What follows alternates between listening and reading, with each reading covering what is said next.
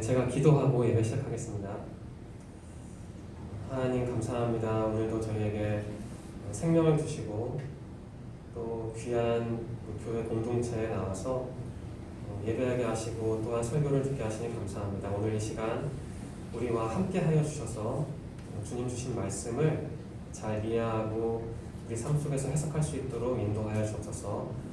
주님께서 이 예배를 끝까지 함께 하실 줄 믿으며 예수님의 이름으로 감사하며 기도드립니다. 아멘. 성탄절이 주일이면 참 좋은데 이거는 조금 애매하네요. 그래서 성탄 설교를 오늘 하겠습니다. 네. 오늘 우리에게 주시는 하나님의 말씀은 누가복음 2장 6절과 7절인데요. 우리 다 함께 한 목소리로 같이 읽겠습니다. 누가복음 2장 6절과 7절 시작. 거기에 있을 그때에 해산할 날이 차서 첫 아들을 낳아 강보에 싸서 구유에 뉘었으니 이는 여관에 있을 곳이 없음이로라. 아멘. 네. 있을 곳이 없어서 사실 그 교역자들에게 가장 어려운 게 절기설교 같습니다. 텍스트가 제한되어 있고 또 늘 반복이 되기 때문에 아마 어느 때보다 좀 부담스럽기도 하고 또 창의력을 발휘해야 할 때가 바로 절기설교, 특별히 성탄 설교가 아닐까 합니다. 네. 죄송한데 혹시 가장 앞으로 좀 한 번에 이동해 줄 수 있을까요? 제가 좀 뒤에다 설정을 했네요. 죄송합니다.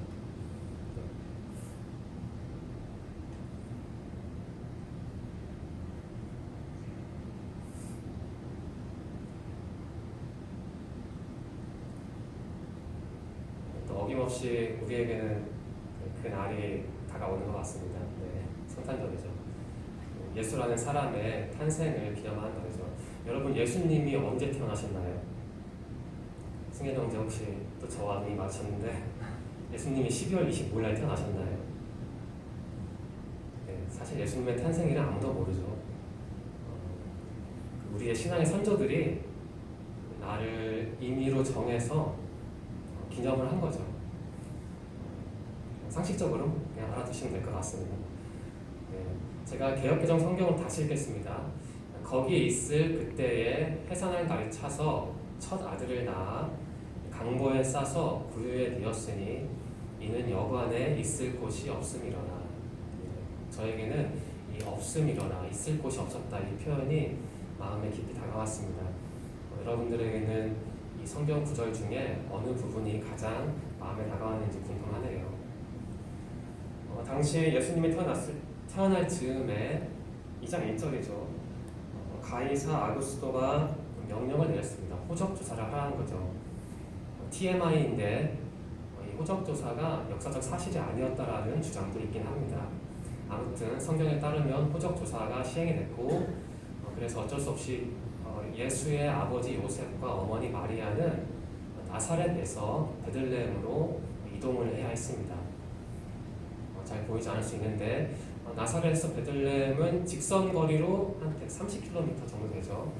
그런데 당시 마리아는 거의 만삭이었고 또 당시에 직선 거리로 이동할 수 없었으니까 아마 한 4, 5일에 걸쳐서 이동을 하지 않았을까라는 생각이 듭니다. 나사렛은 현재 인구가 한 6만 명 정도 되는 작은 도시이고 베들레헴은 더 작습니다. 3만 명도 채 안 되는 작은 도시입니다. 나사렛. 저는 꼭 나사렛 베들레헴을 가보고 싶은데 언제 제 꿈이 실현될 수 있을지 모르겠네요. 현재 모습은 이렇습니다.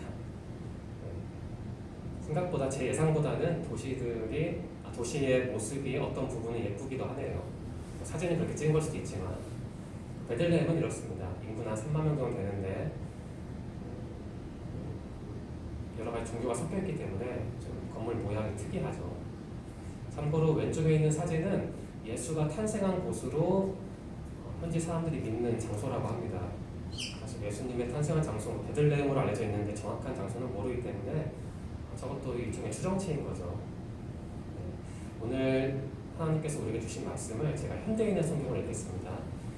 그들이 요셉과 마리아죠.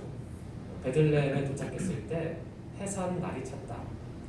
여관에는 사람이 다 차서 있을 곳이 없었으므로 그들은 마국간에 머물게 되었다. 거기서 마리아는 첫 아들을 낳아 포대기에 싸서 부유에 되었다. 포대기란 단어를 제가 정말 오랜만에 들어본 것 같습니다. 포대기. 하나님의 말씀을 조금 몇 가지만 분석해 볼까요? 네, 첫 아들이라는 표현이 있죠. 첫 아들, 물리적으로 보면은 예수는 마리아의 첫 아들이었으니까 다른 자녀도 낳았다는 뜻이죠. 마태복음도 마가복음도 요한복음도 예수의 형제 자매라는 표현을 써서 예수가 독생자 마리아의 유일한 아들이 자식이 아니었다는 사실을 증명하고 있죠. 네. 어쨌든 마리아는 예수를 출산한 다음에 다른 자녀들도 낳았습니다. 그런데 우리에게 중요한 것은 이런 물리적 의미는 아니고 신앙적 의미겠죠. 이런 세 가지를 정리를 해봤습니다. 예수님이 첫 아들이었다. 이게 어떤 의미가 있을까? 조금 의미를 확장해서 생각을 해보면은 모든 사람보다 뛰어난 예수님의 장자성, 예수님이 큰아들이었으니까. 두 번째는 우리가 따라야 할 어떤 모형, 원형, 모델 이렇게 볼 수도 있고요. 세 번째도 비슷합니다. 우리가 궁극적으로 지향해야 할 목표, 모범 이렇게 봐도 무방합니다. 예수님이 첫 아들이었다는 뜻은 이렇게 상징적으로 확장해서 신앙적으로 이해해도 무방합니다.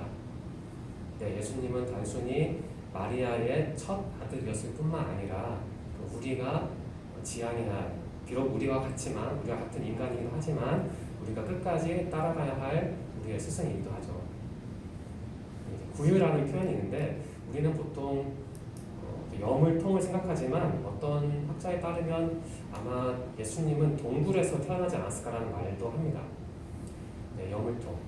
예수님이 동물들이 먹는 그 그릇, 동물들의 사료가 담긴 그 그릇에서 태어났다는 사건이 우리에게 어떤 의미가 있을까? 이렇게 해석할 수 있죠. 예수님은 자기 자신을 극도로 낮춘 거예요. 왜 낮췄을까? 소외된 사람들과 함께하기 위해서 그분의 태생에 그러한 의미가 담겨 있다는 거죠. 참고로 예수님은 구유가 아니라 여물통이 아니라 동굴에서 태어났을 거다라고 주장하는 사람은 초대교회의 순교자였던 저스틴이라는 사람이었습니다. 이분의 의견을 따라서 콘스탄틴 황제가 실제 베들레헴 동굴에 교회를 건축을 했죠. 예수님의 탄생을 기념해서 주후 330년이에요. 참고로 알아두시면 될 것 같습니다. 다만 그 상징적인 의미만 예수님이 구유에서 태어났다는 의미는 자신을 낮췄고 또한 거기서 그치는 게 아니라 소외된 사람들과 함께하기 위한 의미가 있다. 이 정도만 머리에 담아두시면 될 것 같습니다. 네. 이러한 구유에서 태어나셨을 수도 있고 아니면 이러한 동굴에서 탄생하셨을 수도 있죠. 여관이라는 뜻이 있지 않습니까? 헬라어는 카탈리마인데 좀 논란이 있습니다. 여관으로 번역이 됐는데 어떤 분들은 이제 객실로 번역을 해야 한다고 하더라고요. 객실이니까 조금 구체적으로 말씀드리면 사람들이 잠시 머무는 임시 숙소 그렇게 보기도 합니다. 물론 그것을 반대하는 학자도 있는데요. 어쨌든 객실로 해석하면 좋은 이유는 누가복음 22장 11절에 동일한 단어가 쓰여 있는데 거기서는 객실로 번역이 되어 있거든요. 그래서 아마 객실이라고 번역하는 게 좀 정확할 것 같습니다. 그런데 예수님에게는 그러한 객실, 임시 숙소, 여관이라고 볼 수 있는데 그러한 장소도 허용이 안 된 거죠. 탄생할 때. 구유에서 태어나셨는데 그 의미는 누가복음의 저자는 일단 누가라고 치면 예수님의 고난이나 낮아짐이나 겸손을 강조했습니다. 그런데 마태복음은 다르죠. 마태복음에서는 왕의 족보가 나오고 동방박사 좀 화려하지 않습니까? 그 모양이 같은 사건을 봐도 이렇게 해석이 다른 거죠. 물론 본질은 같겠지만 그 표현 방식은 참 다른 것 같습니다. 여러분들이 혹시 기회가 된다면 마태복음과 누가복음에 기록된 예수님의 탄생 전후 장면을 한번 비교해 보시고 나는 그 중에 어떤 게 좀 더 마음에 들까? 그리고 내가 그것을 조금 더 마음에 들어하는 이유는 뭘까? 이 정도를 나름대로 정리하시면 좋을 것 같습니다. 네. 명동성당에 설치된 조형물인데 철저하게 고증을 했다고는 보긴 어렵지만 구유라는 단어를 생각해 보면 저 조형물이 나름대로 고증을 잘 한 것이죠. 네. 어떠한 의미가 있을까요? 예수님의 탄생에는. 제가 이번에는 공동번역 성경을 읽겠습니다. 그들이 베들레헴에 가 머물러 있는 동안 마리아는 날이 차서 드디어 첫 아들을 낳았다. 여관에는 그들이 머무를 방이 없었기 때문에 아기는 포대기에 싸서 말구유에 눕혔다. 이렇게 기록되어 있네요. 몇 가지 정리를 해보겠습니다.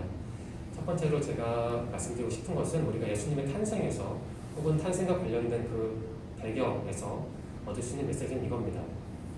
환경보다 중요한 것은 하나님의 역사하심이 아닐까 이런 생각이 들었습니다. 예수님의 탄생은 참 초라했고 일반적이지 않았거든요. 그리고 예수의 부모 요셉과 마리아도 당시 기준으로 볼 때 그렇게 사회적인 영향력을 가진 사람들은 아니었습니다. 예수님도 사역을 하시면서 큰 돈을 가지고 화려한 옷을 입고 좋은 집에 거주하면서 사역을 하신 것도 아니죠. 사실 예수님은 객관적으로 보자면은 좀 부족한 평범함에 미치지 못하는 분이었습니다. 그분의 환경이 그랬고 그분의 태생도 그랬습니다. 그런데 우리가 예수님을 그러한 모습으로 결코 기억하지 않고 앞으로도 제대로 된 신앙인이라면 절대 예수님을 그렇게 폄하하지 않겠죠. 왜냐하면 여러 가지 이유가 있겠지만 하나님께서 선택하고 하나님과 함께한 분이었기 때문입니다. 예수님의 탄생을 좀 일반화시켜서 우리에게 적용시켜 볼 수 있지 않을까 합니다. 우리도 우리 자신을 평가할 때 혹은 다른 사람을 평가할 때 알게 모르게 혹은 의도적으로 환경을 많이 보는 것 같아요. 그 사람이 어디에 사는지, 어떠한 일을 하고 있는지, 그리고 어떠한 차를 타는지, 또 어떠한 옷을 입는지, 또 어떠한 환경에 살고 있는지, 그게 참 우리에겐 중요한 것 같은데 우리가 예수님의 탄생에서 신앙적인 의미를 건져서 우리 삶에 적용하자면 사람을 볼 때 1차적으로 그 사람의 외적인 조건을 보기보다는 그 사람이 하나님과 함께하는 사람인가 그렇지 않은가 이러한 기준으로 의도적으로 사람을 평가해도 되지 않을까라는 생각이 듭니다. 전능하신 하나님, 예수님은 전능하신 하나님과 함께하는 분이었죠. 여러분은 이 전능이라는 단어를 어떻게 이해하는지 궁금합니다. 물론 하나님께서 기적을 일으키는 것도 전능이라고 볼 수 있죠. 예전에 그 이어령 교수가 쓴 책을 읽어봤는데 그 이어령 전 교수의 친딸이 이민아 목사였지 않습니까? 그분은 고인이죠. 돌아가셨는데 병으로 안타깝게도 그분에게는 아들이 있었는데 그 자폐증을 앓았다고 합니다. 어떻게든 고쳐보려고 노력을 했는데 안 돼서 어떤 분의 소개를 받은 거죠. 미국에 거주할 때 소개를 받아서 영성 치유 집회에 참석을 했다고 합니다. 그런데 그 자리에서 그분이 본 건 무엇이냐면 기적을 본 거죠. 어떤 미국인 목사의 따님이 태어날 때부터 태생적으로 안구가 없었는데 그 자리에서 안구가 생기고 치매 환자가 낫고 이러한 경험을 하셨는데 그것을 보면 단편적이긴 하지만 우리는 하나님이 참 전능한 분이라는 것을 알 수 있습니다. 그런데 그러한 기적보다 훨씬 더 중요한 게 무엇이냐면 나의 환경이 비록 조금 열악하고 내가 객관적인 기준에 미치지 못하더라도 나는 하나님과 함께하는 사람이다. 다시 말하면 하나님을 주어로 하면 하나님이 나를 선택하셨고 하나님이 나와 함께 하신다.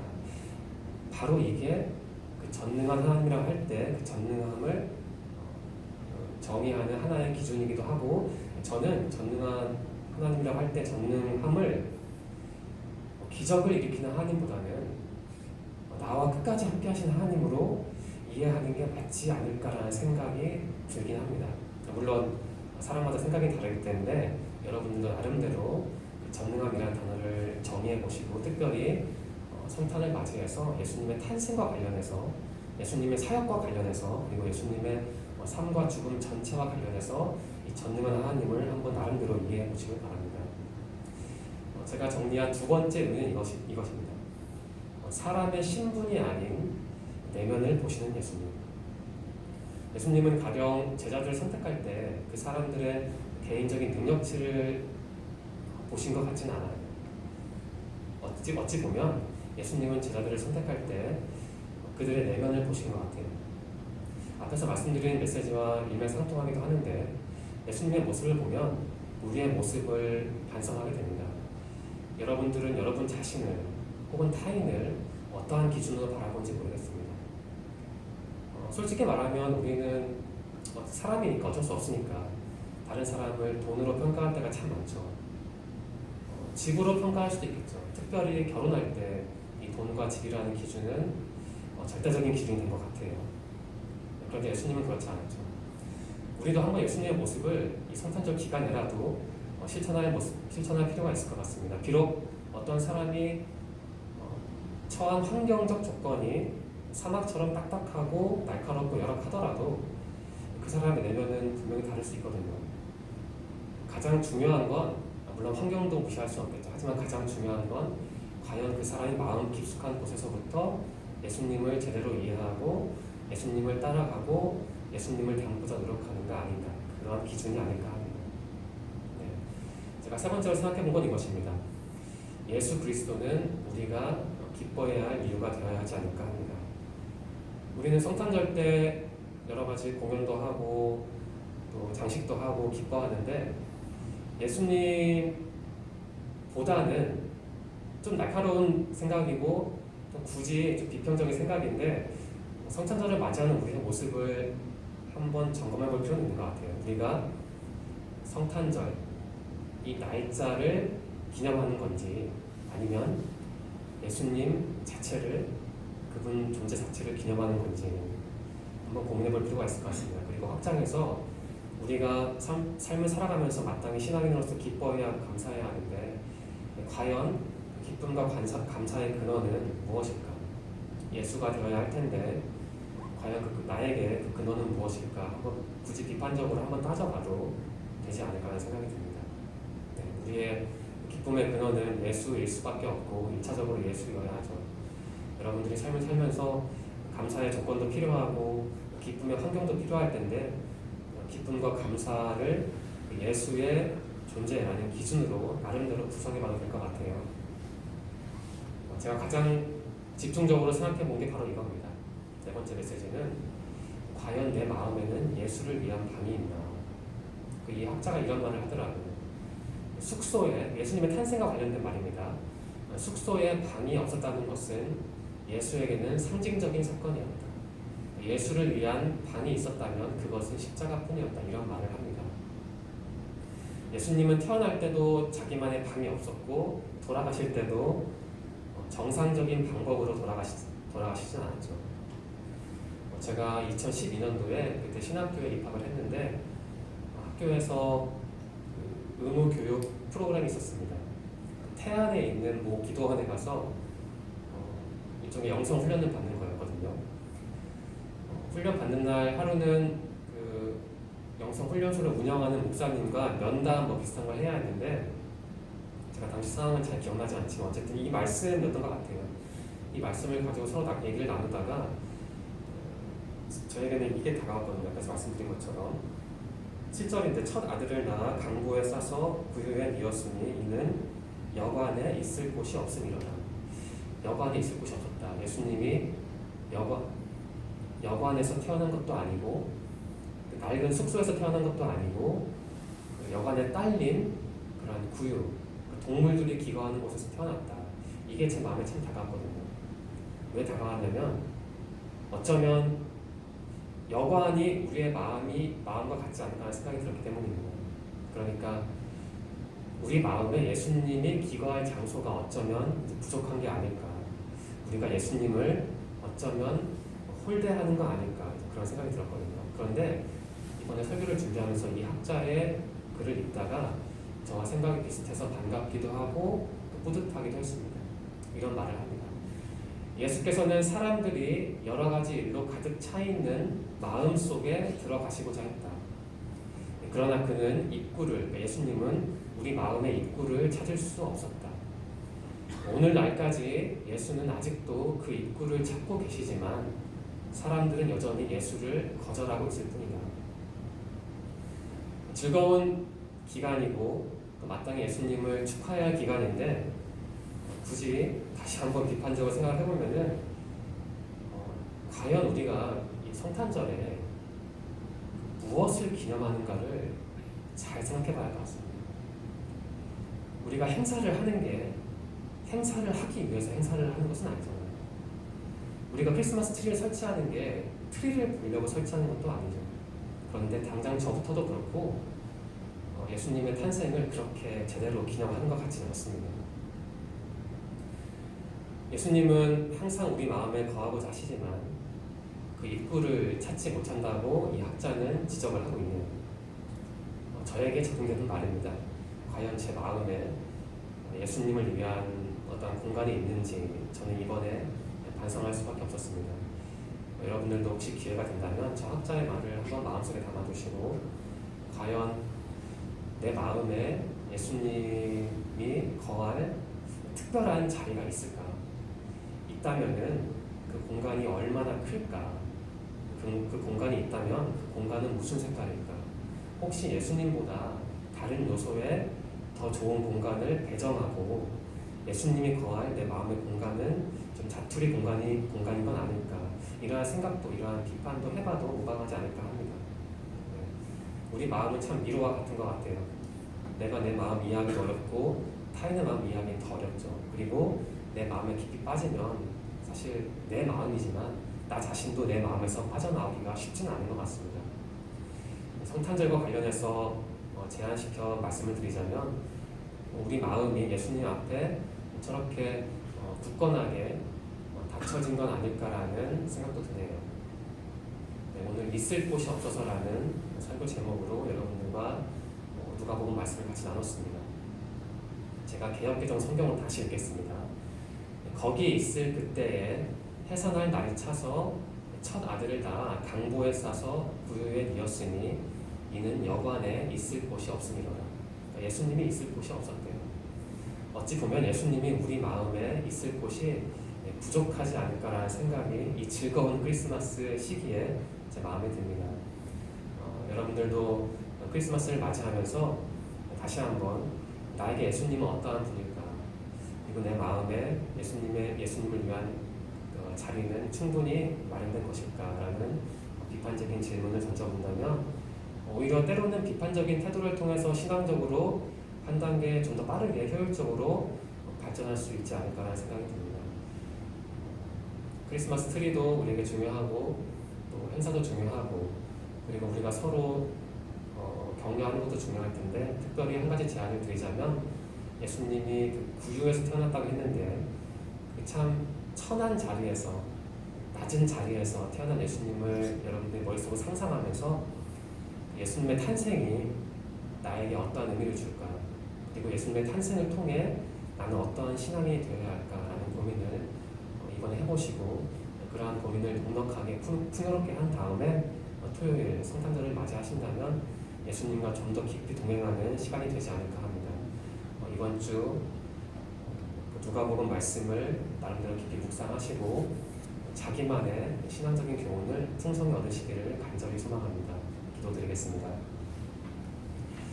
하나님 감사합니다. 오늘도 저희에게 참 무엇으로도 대체할 수 없는 귀한 주님의 말씀을 허락해 주셔서 감사합니다. 하나님 성탄을 앞두고 있는 지금 우리는 더욱더 말씀을 깊이 묵상해야 하고 무엇보다 예수님의 탄생과 관련된 사건을 잘 이해해야 할 것 같습니다. 우리 청년들이 시간을 내서 예수님의 탄생과 관련된 성경 구절을 좀 더 깊이 묵상할 수 있도록 도와주시고 그 묵상을 통해 예수님이 나에게 어떠한 분인지 조금 더 깊이 이해할 수 있는 힘도 지혜도 허락하여 주셔서 하나님 한 해가 다 마무리되어가는 이 시점에 우리 청년부를 돌아봐 주시고 무엇보다 우리 청년들이 한 해를 인도하신 주님께 감사하면서 이번 해를 잘 마무리해서 또한 다음 해를 신앙적으로 잘 준비할 수 있도록 주님 인도하여 주셔서 지난주도 함께 하신 주님 감사합니다. 이번 주도 우리와 동행하여 주시고 특별히 우리 청년들 삶 속에서 살아갈 때 그들의 몸과 마음과 영혼의 건강을 지켜 주옵소서. 함께 하실 것을 믿으며 예수님의 이름으로 감사하며 기도드립니다. 아멘.